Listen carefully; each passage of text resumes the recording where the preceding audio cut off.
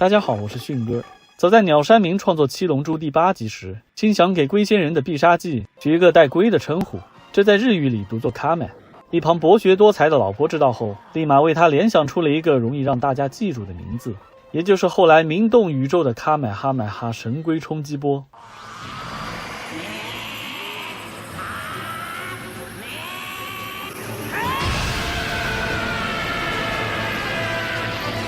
然而这个名字可不是瞎编的，这是来自于夏威夷王国的第一任国王卡美哈美哈一世。本集我们就从这位传奇君主的祖先开始说起。前面说到哈瓦伊罗阿带人发现并定居在了夏威夷，多年以后，一名叫做帕奥的祭司也从大溪地来到了这里。此时各岛的酋长已经与平民通婚，稀释了神圣的血液，这令帕奥十分不满，于是返回大溪地，带来了一支纯血统的酋长家族霹雳，分派成为了各岛新的酋长，也就是卡美哈美哈的祖先。接着产生了种姓制度，不允许再出现通婚，而帕奥自己成为了夏威夷的大祭司，四大神的信仰也是他带来的。结合前面的内容，我们或许可以这么猜测，小矮人 Manihuni 就是哈瓦伊罗阿带来的最早定居者，而帕奥就是新的征服者，否则他凭什么可以指定新的酋长呢？这里值得一提的是，大溪地不仅传播给了夏威夷马户文化，还衍生出了一种在异性恋人群中长期并存的同性关系艾卡尼，目的是建立彼此之间的信任，尤其在各酋长中普遍存在着。他们认为，如果你不和这个男人发生关系，那上阵打仗时怎么能够信任他？他又怎么可能舍命保护你？这是一个很有趣的逻辑。最终和马户一样，艾卡尼也成为了被广泛接受的传统。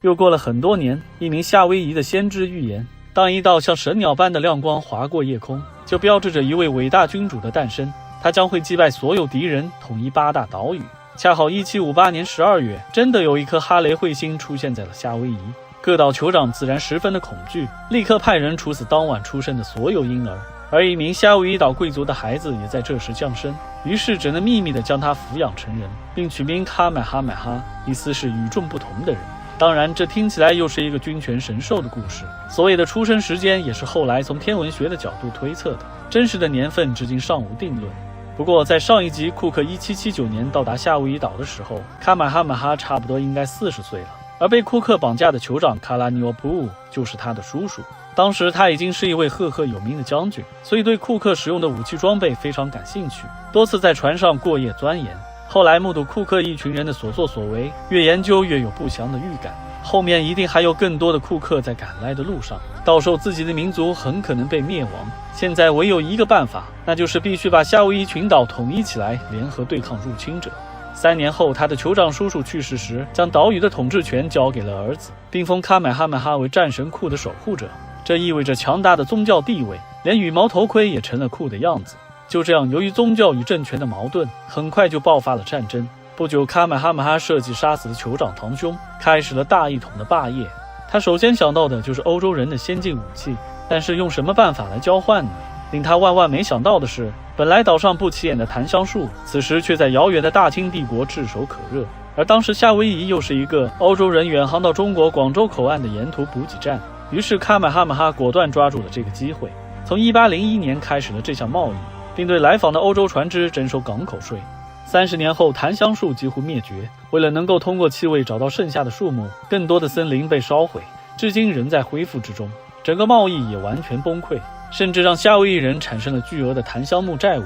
不过早在贸易的初期，卡美哈美哈已经如愿以偿地获得了不少欧洲武器和船只，把欧洲人船上的大炮拆下，就直接武装出了几百艘战争独木舟，同时在2个英国人的帮助下，上演了一场本土的降维打击。最著名的场景就是在进攻欧阿胡岛时，卡美哈美哈一直将敌人逼到绝路，最后全部赶下了100米悬崖，并命名为努阿努战役，指代那些逾越下去的勇士。从1795年开始，他一路征服了5个岛屿，直到1810年，最后一个可哇伊岛也主动投降加入，夏威夷群岛正式统一，预言也终成现实，卡美哈美哈大帝就此诞生。可见，如果这么伟大的称号被鸟山明命名成反派主角的技能，恐怕要引起夏威夷人民的公愤了。接下来，皇宫也从夏威夷岛搬迁到了欧阿胡岛的 Honolulu， 后来成为美国夏威夷州的首府，今天被中国人称为檀香山。孙中山就是在这里成立的兴中会。尽管这次大一统背后多亏了欧洲人的帮助，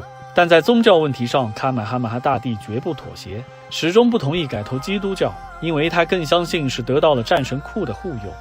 1819年，卡买哈买哈大帝驾崩，像库克船长一样，他的骨头也被单独取出，然后带到一个隐秘的地方埋葬，至今都没能被发现。后人还为他树立了几尊雕像，并将每年6月11日定为卡买哈买哈日。在这一天，每一尊雕像都会被隆重地披上花环。就在他去世的次年，美国传教士到来，夏威夷也逐渐变成了一个基督教君主制国家。同年，由于岛上的混战、饥荒以及疾病，导致1半以上的夏威夷人死亡。实际上，和太平洋其他岛民一样，他们对流感、天花和荨麻疹这些大陆疾病是没有抵抗力的。从接触库克那天开始，夏威夷人口从几十万降到了1850年的6万，1920年更是只剩下2.4万。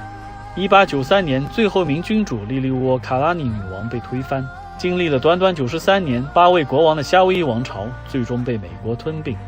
回看曾经的夏威夷，拥有着太平洋地区最成熟的社会结构。假设没有欧洲人的出现，应该也迟早会形成一个海洋帝国，搞不好还会南下与汤加来个海上争霸，一决雌雄，最后统一太平洋诸岛呢。欢迎关注、转发和留言，我们下期再见。